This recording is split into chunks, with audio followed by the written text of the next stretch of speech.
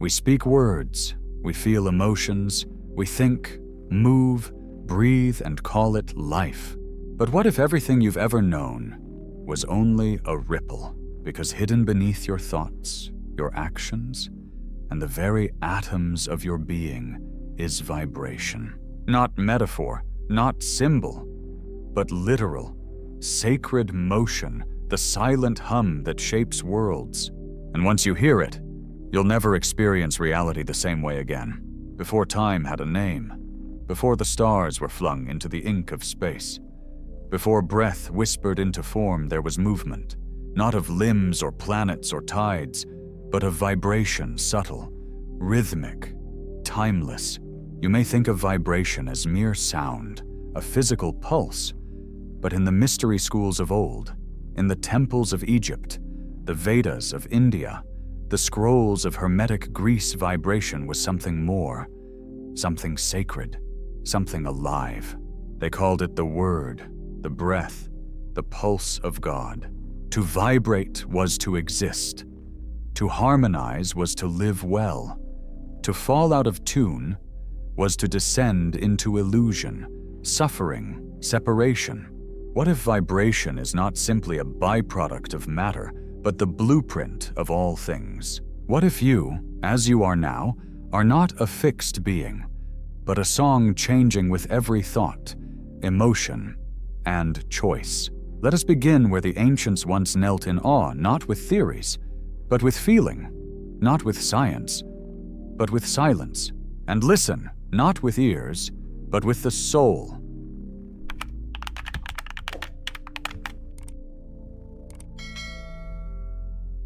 In the beginning was not light, not form, not thought, but sound.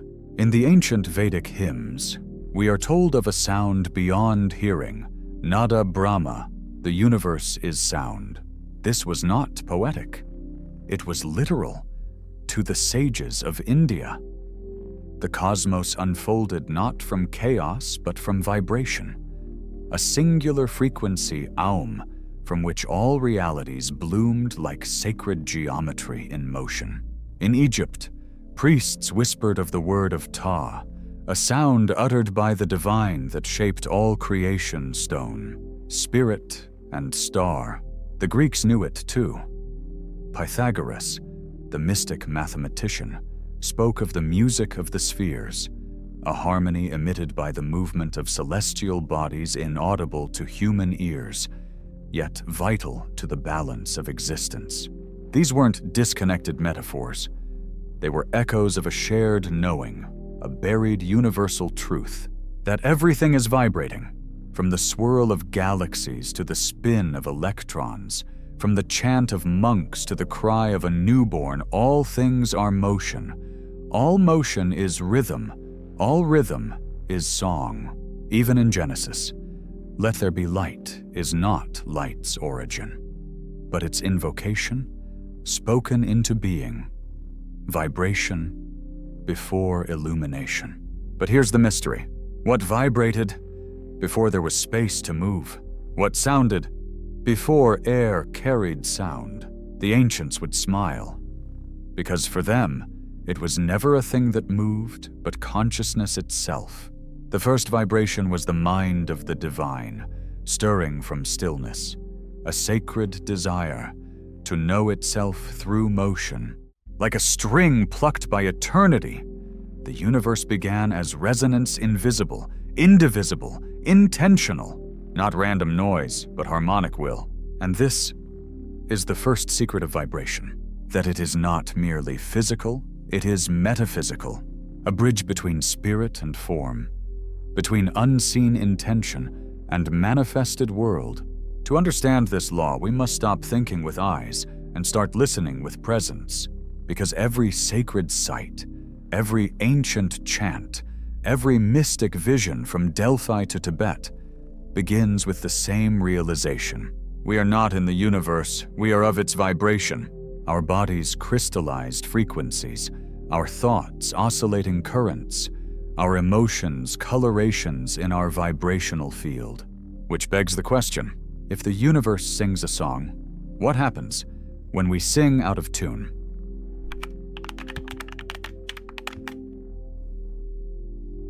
in the quiet recesses of your mind, before words form and images take shape, there is something stirring, a wave, a tremor, a pulse of intention so delicate it feels like nothing at all.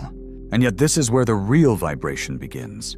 Not in your voice, not in your hands, but in your thought, because thought, contrary to popular belief, is not invisible. It is not trapped inside the skull, nor is it silent to the cosmos. Every thought emits a frequency, a signature ripple in the vibrational web of reality. You may not see it, but reality does. The field does. What the ancients called ether, and what today's physicists call the quantum field, does. Thought is a frequency generator. Emotion is the amplifier. Belief that is the tuning fork of your entire existence.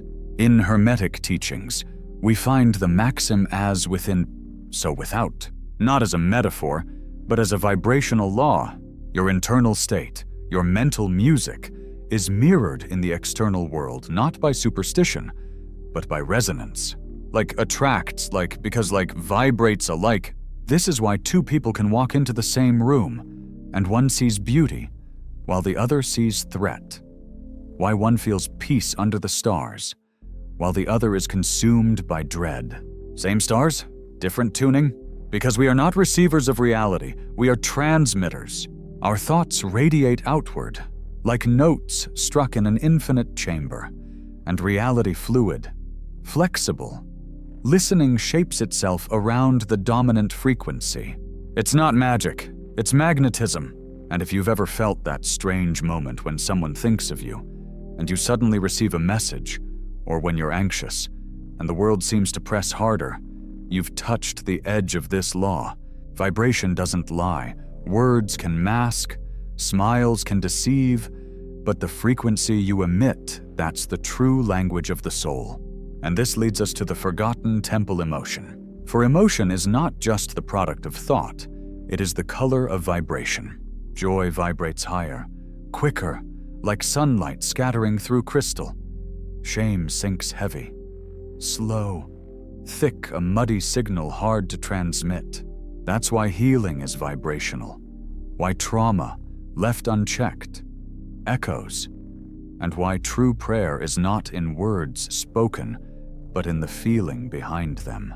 To change your life, you must change your signal, not by force, not by control, but by returning to harmony, by remembering that every belief you carry, I'm not enough, I'll never find peace. The world is broken is not just a sentence, it is a tone, and tones shape matter. This is not philosophy, it's physics. In laboratories, cymatics reveals it, a single tone vibrated onto a plate of sand, and the grains arrange themselves into stunning, sacred patterns. Change the tone. The pattern shifts. What, then, are your thoughts doing to the invisible sand of your reality? Are you sculpting harmony or scattering chaos?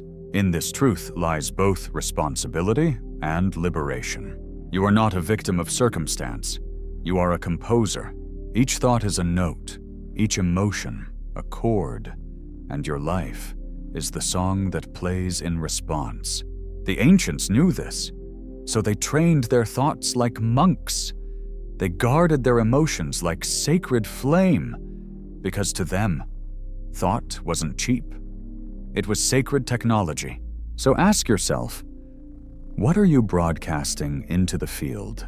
Not with your mouth, but with your being, because the law of vibration does not respond to what you want.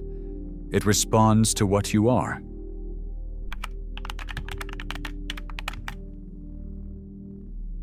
There is music in the world, in wind that shivers through trees, in the ocean's eternal hymn, in the heartbeat echoing within your chest.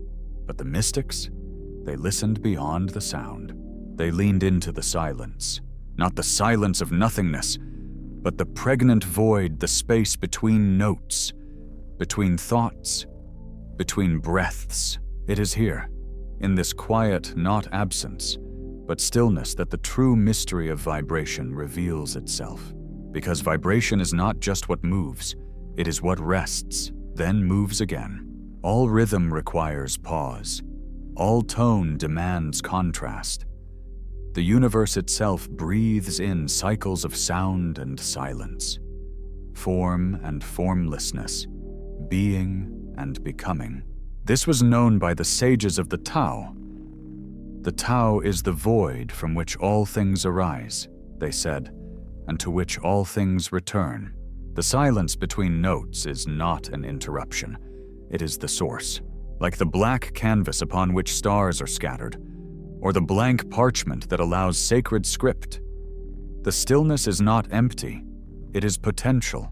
In physics, this is echoed in the quantum vacuum, a space that appears to be nothing, yet teems with infinite, unmanifest energy, a sea of vibration, before vibration takes shape. And here lies the forgotten secret of the law of vibration, that to master your frequency is not just to speak, think, or feel, but to be still, to enter the sacred pause, to retreat from the external clang of desires and fears, and listen for the subtle rhythm beneath all things. This is why shamans journey in darkness, why prophets fast in caves, why monks sit for hours in silence, their backs straight as tuning forks. Because stillness is not stagnation, it is alignment. When the body stills, the mind quiets. When the mind quiets, the soul whispers, and what it whispers is not a language, but a frequency. Here, you begin to feel the song beneath the noise, not the one played by society, but the one hummed by the universe itself. It is the reason birds fly in perfect murmuration, why the fetus forms in spirals, why flowers bloom to golden ratios. These are not coincidences, they are harmonics. And you are invited to return to that sacred tuning. But you cannot do it by shouting, not by chasing affirmations, or stacking goals, or manifesting from a state of inner chaos. No, to attune, you must empty. To raise your frequency, you must release the noise. This is why all great transformation begins with a clearing, a death, a silence, not to destroy, but to make room for a higher song. So take a breath, then another, and listen. Between the inhale and the exhale, there it is, the still point, the center of all vibration, the doorway into the unstruck sound, what the Hindus call anahata, the eternal note that resonates without being played. It exists not in the air, but in you, waiting, timeless, pure. So if you've ever felt lost in the noise of the world, overwhelmed by thoughts that spiral or emotions that drown, know this. There is a silence beneath it all that is not void. To voice. And in that silence, you remember, you are not the noise. You are the note.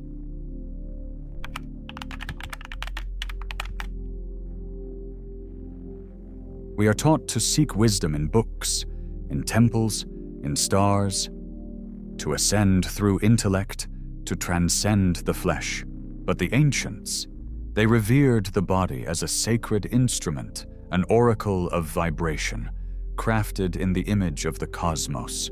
What if your body is not a prison of spirit, but a tuning fork for the divine? What if every cell, bone, and breath was designed to receive, hold, and transmit frequency? Across forgotten ages, mystics, healers, and visionaries saw the body not as biology, but as geometry in motion, a living mandala, a vibrating temple. In India, they mapped it as chakras, spinning wheels of energy aligned along the spine, each pulsing with its own frequency, color, and sound. Root to crown, from survival to transcendence, the body, they said, was a ladder of vibration, waiting to be climbed. Each chakra, a gatekeeper of inner harmony, blocked energy, distorted vibration. And so, illness, not just physical, but emotional, spiritual. The Egyptians spoke of Jed, the sacred pillar within symbolizing the spine. but also the unshakable current of energy that flowed through awakened beings. To them, posture was not vanity. It was alignment, a way to anchor higher frequencies. Even the breath, simple and mundane to modern eyes, was once seen as prana. Chi, ruach, vital life force, vibrating through every inhale. The breath was a tool, a key, a sacred rhythm syncing soul with cosmos. You see, the body is not just flesh, it is frequency and form. Your heartbeat, a drummer keeping cosmic time. Your brainwaves, oscillations of thought painted on the canvas of reality. Your skin, a sensitive membrane, constantly reading and emitting energetic signals. And your DNA, not just code but music. The double helix vibrates. It hums, it responds, it sings under influence of emotion, light, and belief. In sacred temples, initiates were taught to chant, not merely as devotion, but as tuning to vibrate the cells, to shake loose density, to awaken the inner symphony. Even movement, the dance of Sufis, the flow of Tai Chi, the stillness of yoga was choreography for frequency. Motion as mantra, posture as prayer. So why have we forgotten? Why do we numb our senses, ignore our bodies, disconnect from their wisdom? Because a body in tune cannot be controlled. A being vibrating in harmony cannot be manipulated. This is the quiet revolution, to reclaim your body as a vessel of frequency, not merely survival. To eat not just for calories, but for vibrational clarity. To move not just for appearance, but to awaken sacred geometry. To speak not just to communicate, but to harmonize. To feel deeply without shame, because every unexpressed emotion becomes stagnant energy. And every stagnant energy lowers your song. You were not born to be muted. You were designed to resonate, so listen to the ache in your bones. Feel the tremble in your gut. Sense the stirrings behind your eyes. These are not nuisances, they are messages, frequencies trying to return you to truth, to remember that healing is not always adding more. Sometimes, it is about releasing what detunes you, a memory, a lie, a belief inherited from voices long gone. Because once cleared, once aligned, the body becomes what it was always meant to be, a living instrument of the universal song. And in that resonance, you do not ascend away from the body. You return to it as temple, as tuning, as truth.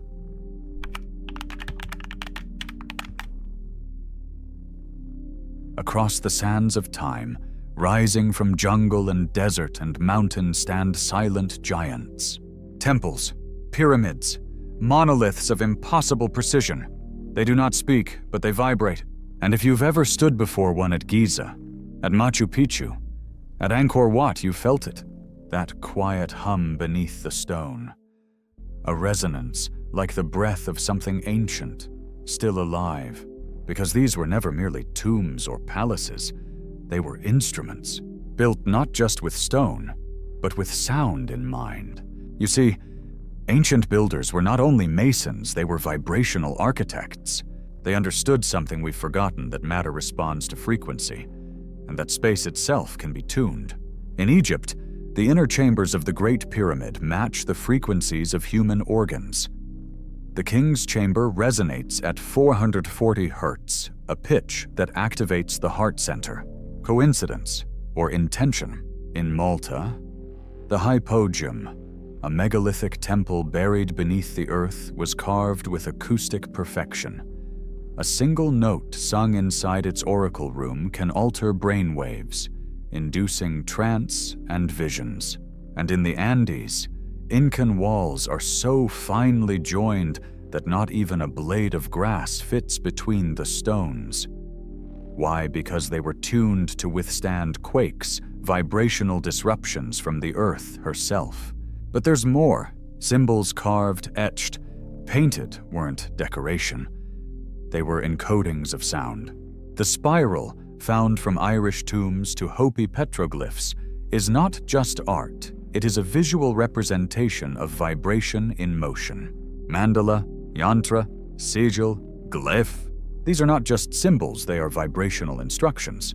Ancient languages like Sanskrit and Hebrew were designed to be spoken with breath and intention, each syllable vibrating the body in a specific way. Letters were portals. Words were spells. Language was frequency made form. The Hermeticists knew this. The Kabbalists, the Druids. They built not to impress, but to attune. Every pillar, angle, altar placed with sacred geometry, aligned with stars, calculated to capture the breath of the divine as it moved through earth. Modern science is beginning to confirm what ancient seers already knew. Cymatics shows us that sound arranges matter into complex patterns. Tesla once said, "If you want to find the secrets of the universe, think in terms of energy, frequency, and vibration." Now, researchers discover that cells respond to sound, that organs have frequencies, that the universe itself may be a hologram, projected through vibration. But the ancients didn't need labs. They felt it. They listened. They built temples not to worship, but to remember. To step inside was to step into resonance, to be retuned, realigned. This is why your heart races in cathedrals, why your breath deepens in stone circles, why certain places still feel holy, even when forgotten, because vibration lingers. Sacred architecture holds memory, and frequency leaves fingerprints. But here's the riddle. If they could build with vibration, what else did they know? If they could encode healing, awakening, even cosmic maps into the walls of stone, could we do the same within ourselves? Because perhaps the temples were not only destinations, they were mirrors, reflections of a deeper architecture hidden within the human being. A geometry not built with mortar, but with intention. You are a temple, every thought, a stone, every emotion, an angle, every breath, a sound. So the question is not whether ancient sites still hold power, but whether you remember how to build.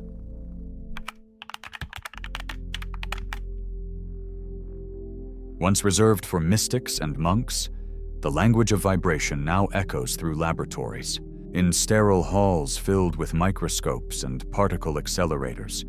Scientists are stumbling upon truths that sages whispered centuries ago, and the boundary between myth and mathematics is dissolving. At the deepest level of existence, matter itself is not solid. Atoms, once thought to be tiny billiard balls, are over 99.9999% empty space. What remains? Vibrational fields. Electrons don't orbit, they pulse in probability waves. Quarks dance, photons shimmer. And in the quantum field, everything is not fixed but in motion. We are not made of matter. We are made of vibrating potential. Physicists now describe reality not as a set of things, but as energy patterns interconnected, shifting, subtle. String theory, one of the leading models of modern physics, suggests that the smallest building blocks of the universe are not particles at all, but vibrating strings of energy. Like cosmic violin strings, they resonate at different frequencies, and each frequency gives rise to a different form. A proton is one vibration, a photon another.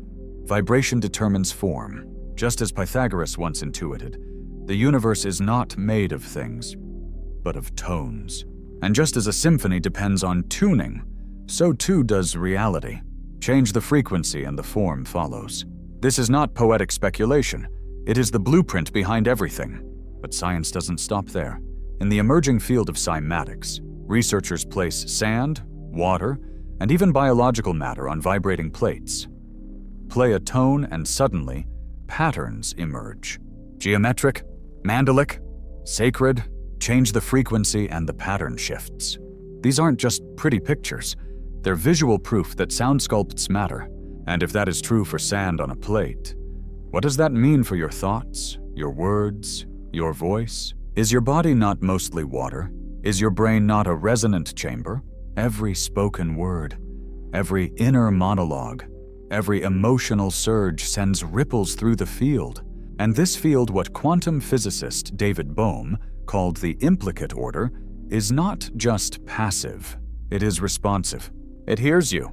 It arranges itself in response to your dominant frequency, not what you say you want, but what you are. This brings us full circle to the law of vibration.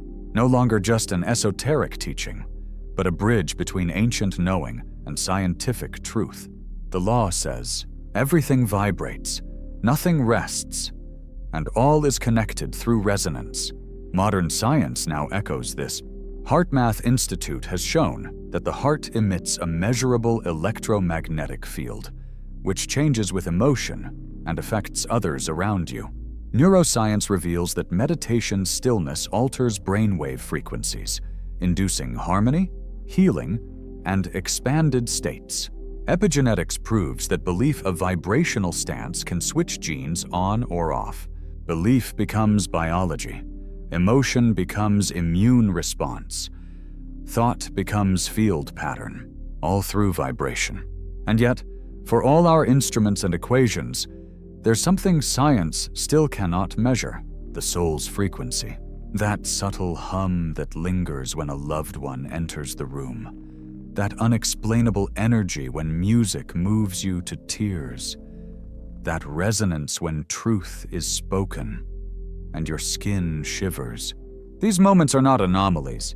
They are the essence, proof that you are not simply a biological machine, but a vibrational being playing a sacred role in a cosmic orchestra. You are not separate from the fabric of reality. You are its thread. So ask yourself, what are you vibrating into the field? Is it fear, or faith noise, or presence control, or surrender? Because the universe is not indifferent. It is listening, tuning, responding, and you are the instrument and the composer.